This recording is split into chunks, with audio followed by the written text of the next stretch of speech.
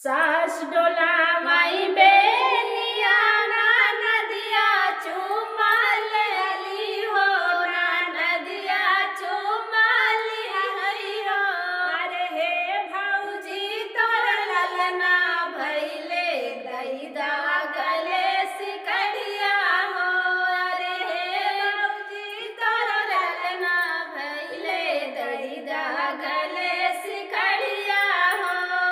सास डोला माई बेनिया ना नदिया चुमा लिहली हो ना नदिया चुमा लिहली। अरे हे भौजी तोर ललना भइले दैदा गले सिकड़िया हो। अरे हे भौजी तोर ललना भइले दैदा गले सिकड़िया हो।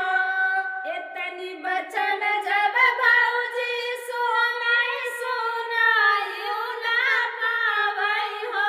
यार सुनाई ना पावई हो।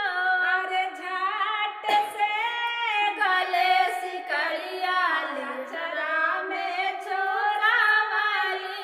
अरे झाट से गले सिकड़िया लचरा में छोरावाली।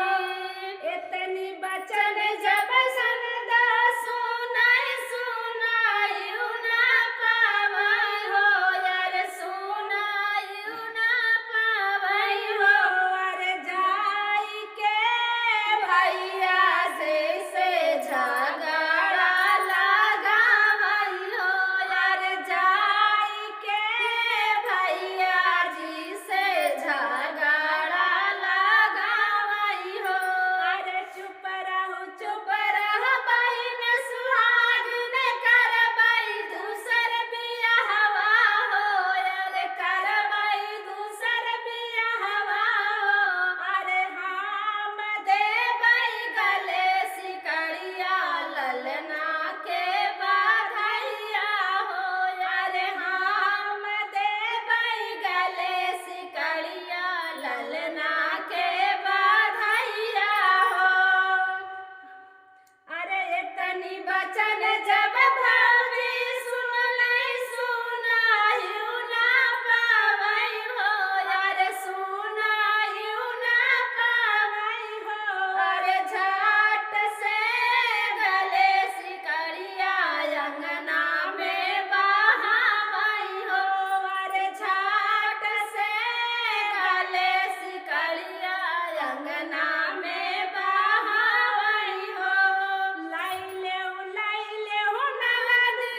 लाइले हो ननद सिकड़िया सावत बन के रहियू हो।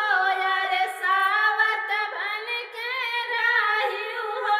अरे हम नाही जानले ननदो ननद हाय की सावत हो। अरे हम नाही जानले ननदो ननद हाउ की सावत हो। अरे हम नाही जानले ननदो ननद हाउ की सावत हो। सिसकी के धनिया रोवई पियवा खूरा पाती हो। अरे पियवा खूरा पाती हो। अरे हम नाही जानले दैया इतना दुखा होला हो। अरे हम नाही जानले दैया इतना दुखा होला हो। तेरा हम लोगों का सोहर उठाएंगे दोस्तों। आप लोगों को कैसा लगा कमेंट बॉक्स में जरूर क्लियर आप लोग बताइएगा। कहीं अच्छा लगा कर कैसा लगा लेकिन कमेंट में बताएं। लेकिन वेरी नाइस लवांग बहुत खाए वास्तव में। आप लोग हम लोग के लवांग का कदर करिए बस।